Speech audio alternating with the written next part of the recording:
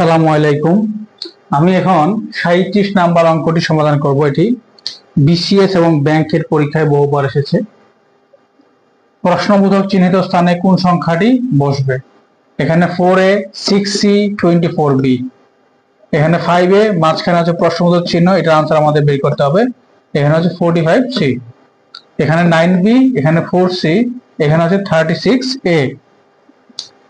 আপনারা দেখেন এখানে প্রত্যেকটাতেই A B C A B C, এখানেও এ বি সি, মানে প্রত্যেকটা সারিতে এ বি সি আছে, এখানে এ বি সি আছে, সুতরাং এখানেও এ বি সি থাকবে, এটাই স্বাভাবিক।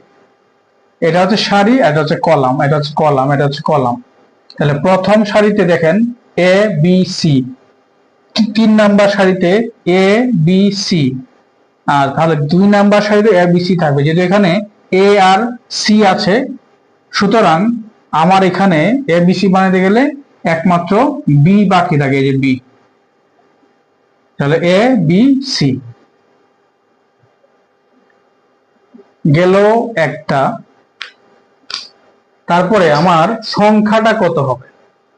সংখ্যাটা হবে, যদি আমি এই 4 আর 6, 4 6 হচ্ছে 24, 4 আর 6 গুণ করি তাহলে 24 হয়, 424 হয়। আর এখানে হচ্ছে 9 আর হচ্ছে 4, 4 নং হচ্ছে 36, 36।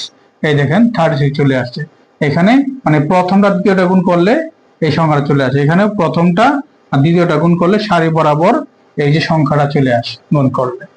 তাহলে নিঃসন্দেহে আমার এখানে 45 হচ্ছে গুণফল, গুণফল হচ্ছে 45। তাহলে 5 এর সাথে কত গুণ করলে 45 হবে? আমরা জানি 5 নং 45, তাহলে এখানে 9 হবে, 5 নং 45। তাহলে নিঃসন্দেহে আমার আনসার হবে 9b। আশা করি সকলেই বুঝতে পেরেছেন। ধন্যবাদ সকলকে।